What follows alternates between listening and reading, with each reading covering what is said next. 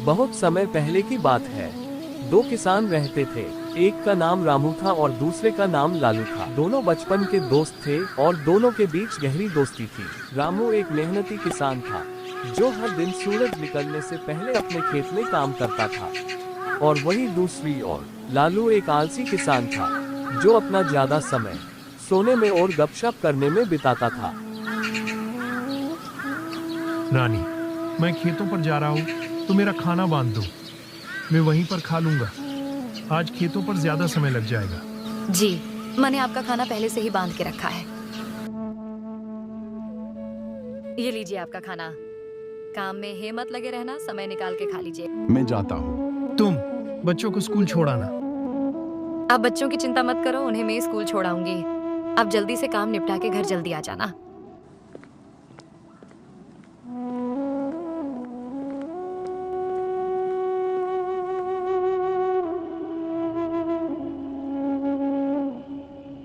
अजी, सुनते हो खेतों में नहीं जाना है क्या? सूरज सर पर आ गया है और आप अभी तक सो रहे हो। इतना सारा काम पड़ा है और आप अभी तक सो रहे हैं। अरे क्या हो गया भाग्यवान, सुबह सुबह इतना क्यों चिल्ला रही हो? चिल्लाऊं नहीं तो क्या करूं? तुम बिस्तर से उठने का नाम नहीं ले रहे हो। खेतों में नहीं जाना क्या? अरे भाग्यवान, चला जाऊंगा इतनी भी क्या जल्दी है? खेत कहाँ भागे जा रहे हैं? जी, आप अपना काम समय पर कर लीजिए, इतना भी आलस मत कीजिए वरना एक दिन बहुत पछताएंगे।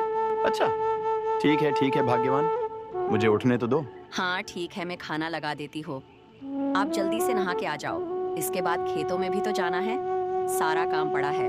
पूरे गांव में केवल हमारे घर पर ही देरी से फसल आती है, वो भी सिर्फ आपके आलसी पन्ने के वजह से। उफ, बस भी करो, सुबह से सुनाए जा रही हो। चला जाऊंगा, जा रहा हूँ नहाने।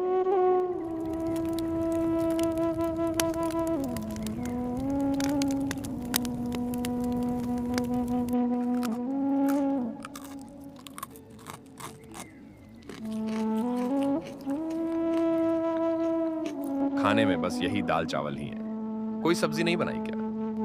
अजी, सब्जी तो तब बनेगी ना जब आप काम करके कुछ पैसा ला कर दोगे।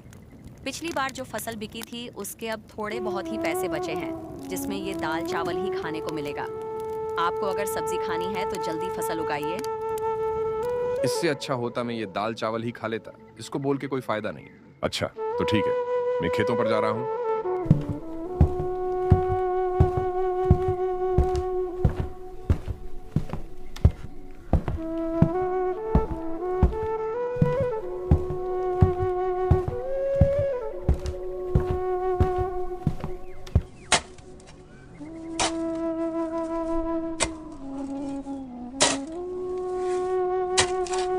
अरे रामू भाई, सारा काम आज ही करोगे क्या?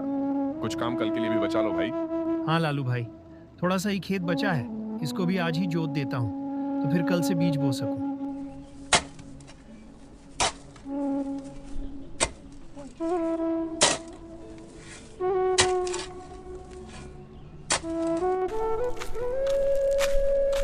कितनी तेज धूप है। इतनी तेज धूप में तो मुश्किल होगा खेत जोतना और बीजों के लिए गड्ढे करना। एक काम करता हूँ, पहले थोड़ा आराम कर लेता हूँ, बाद में उठ के खेत जोतूंगा।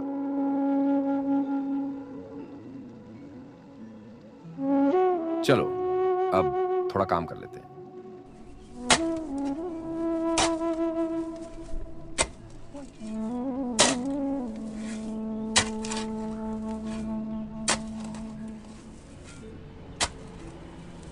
भूख लग गई है, पहले थोड़ा खा लेता हूँ, उसके बाद वापस काम पर लगूंगा। रामू खाने का डब्बा लेके बैठा ही था कि वहाँ एक महात्मा जी आ गए। अरे बेटा, बहुत भूख लगी है, कुछ खाने को मिलेगा क्या? महात्मा जी, आज कुछ ज्यादा खाने को नहीं है। मेरी पत्नी ने रोटी, प्याज की चटनी और थोड़ी छाछ डाली है, खा लीजिए। ये रामू के पास कौन आया है? कोई महात्मा से प्रतीत होते हैं। चलो चल के देखा जाए। सहर्ष प्रणाम महात्मा जी। आयुष्मान भव, तुम्हारा कल्याण हो। महात्मा जी, मैंने आपके लिए खाना लगा दिया है, आप यहाँ बैठ के खा लीजिए। परंतु बेटा, ये भोजन मैं कर लूंगा तो तुम क्या खाओगे? आप मेरी चिंता छोड़िए, मैं थोड़ी देर में घर जाके भोजन कर लूंगा। आप ये भोजन कर लीजिए।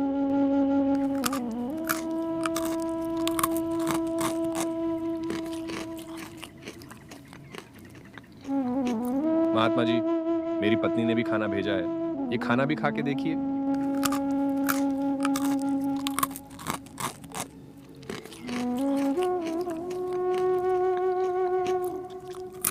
मेरी भूख को शांत करने के लिए बहुत बहुत धन्यवाद। धन्यवाद की कोई जरूरत नहीं है भगवान।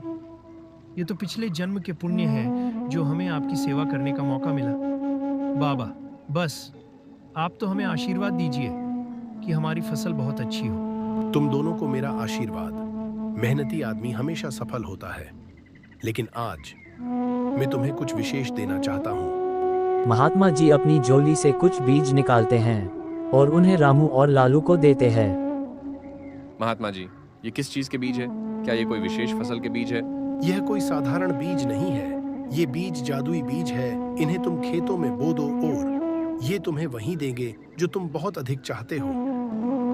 हम आपकी इस मुलाकात के लिए बहुत कृतज्ञ हैं। महात्मा जी, मैं इनकी बहुत अच्छे से देखभाल करूंगा और रोज पानी दूंगा।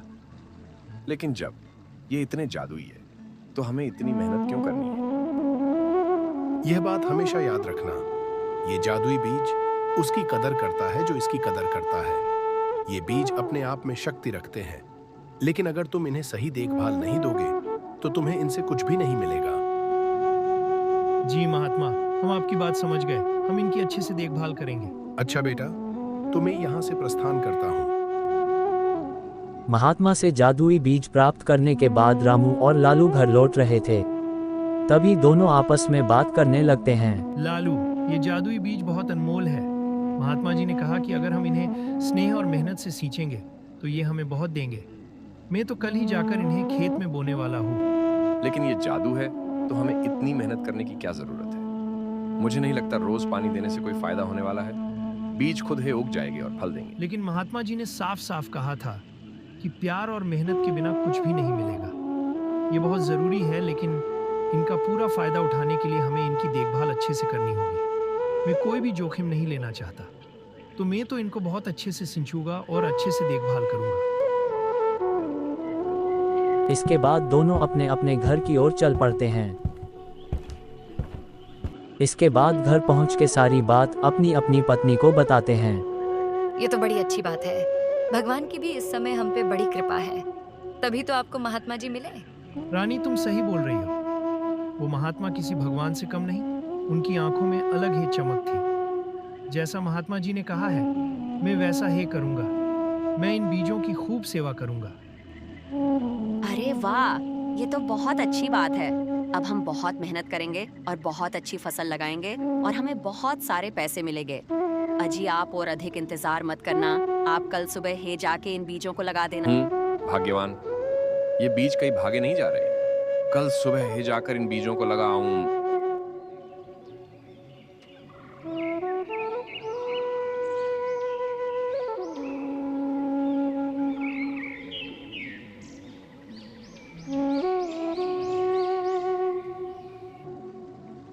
आज मैं खेतों में ज्यादा समय बिताऊंगा। महात्मा जी ने जो मुझे बीज दिए हैं उनको आज खेत में बोना है।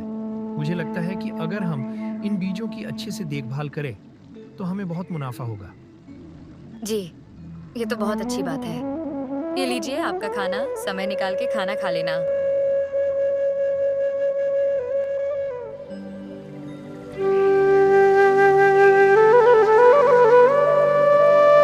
क्या आप अभी तक सो रहे हैं?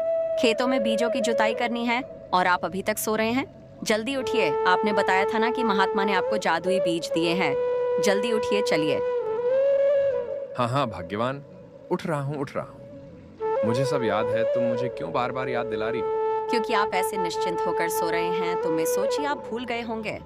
नहीं, मैं कुछ नहीं भूला हूँ। तुम खाना लगाओ, मैं अभी नहा के आता हूँ।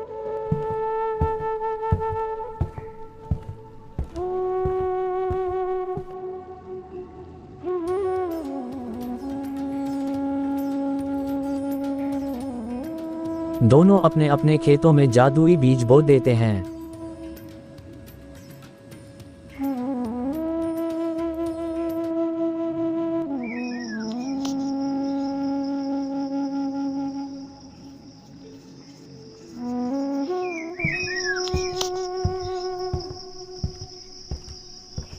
जी, खेतों का काम अच्छे से निपट गया ना?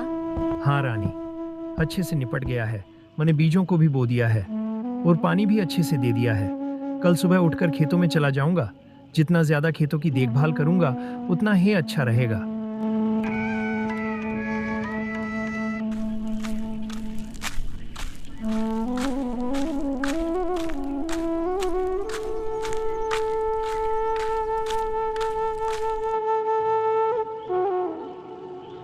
आज आपने खेत में बीज बो दिया ना? हाँ भाग्यवान, मैंने सारे बीज बो दिए। और खेतों की अच्छे से सिंचाई कर दी थी ना? नहीं, मैं आज पानी नहीं डाल पाया। बीजों की बुआई में है इतना समय लग गया कि मैं पानी नहीं डाल पाया। कल जाकर मैं पानी डाल दूंगा। लेकिन महात्मा ने कहा था कि इसे रोज स्नेह और मेहनत से सींचना। लेकिन अगर आप मेहनत नहीं करेंगे तो ये कैसे बढ़ेंगे? तुम चिंता मत करो, वो जादुई बीज है, वो खराब नहीं होंगे। तुम बेकार में ही चिंता कर रही हो। महात्मा ने कहा है कि बीज जादुई हैं। मेहनत के बिना कुछ भी हासिल नहीं होता है। तुमने देखा ना रामू अपने खेत में कितनी मेहनत करता है। तुम भी मेहनत करोगे तो अपने खेत में भी अच्छी फसल आएगी। मैं कल जाकर उनमें पानी डाल दूंगा। रामू ने अपने बीज को अपने खेत में बो दिया और हर दिन उसमें पानी देने लगा और उसकी देखभाल करने लगा। उसने अपने बीजों की ऐसी देखभाल की जैसे उसका बच्चा हो। दूसरी ओर लालू ने भी अपना बीज बो दिया, लेकिन उसने सोचा कि बीज तो जादुई है, तो इतनी देखभाल करने की जरूरत नहीं है। उसने सिर्फ अपने खेत में पानी डाला और बाकी समय आराम करता रहा।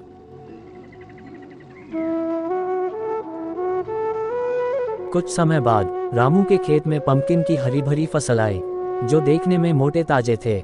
उनकी साइज बाकी पंपकिन से बड़ी थी। उन्हें देख के राम बहुत खुश हुआ। उसने ये बात अपनी पत्नी रानी को बताई। उसकी पत्नी भी बहुत खुश हुई और वे दोनों एक साथ पंपकिन की फसल तोड़ने खेत में आए। जी, यहाँ तो सच में कितनी अच्छी पंपकिन की फसल हुई है। इतने बड़े पंपकिन तो मैंने आज तक नहीं देखे और ये देखने में भी अच्छे लग रहे हैं। चलो इन्हें तोड़ते हैं, फिर आप इन्हें बाजार में बेच आना। दोनों पंपकिन तोड़ने लग जाते हैं।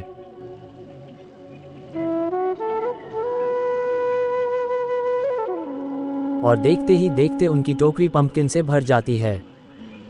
जब रामू की पत्नी पंपकिन की तरफ देखती है तो जहां से उन्होंने पंपकिन तोड़े थे वहां देखते ही देखते नए पंपकिन लग जाते हैं। रामू जी देखिए क्या हुआ, जहाँ से हमने पंपकिन तोड़े थे वह नए पंपकिन आ गए हैं। वास्तव में ये तो जादुई बीज है। लगता है इसकी फसल कभी खत्म नहीं होगी। हाँ रानी, ये बीज तो वास्तव में जादुई है। अभी हमने इतने सारे पंपकिन तोड़े थे और फिर से उतने ही पंपकिन आ गए हैं।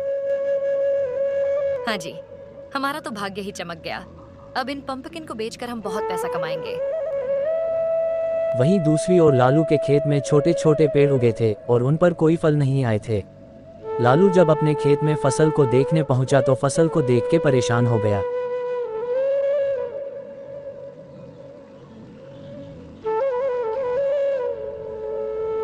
अरे यार, जादुई थे ना, तो फसल क्यों नहीं आई? लगता है महात्मा जी ने हमें धोखा दिया है। उन्होंने झूठ बोला कि ये जादुई बीज है, जबकि ये तो साधारण बीज है। तभी लालू की नजर रामू के खेत पर जाती है। उसका खेत पंपकिन की फसल से लहलहा रहा था। ये देख लालू रामू के पास जाता है।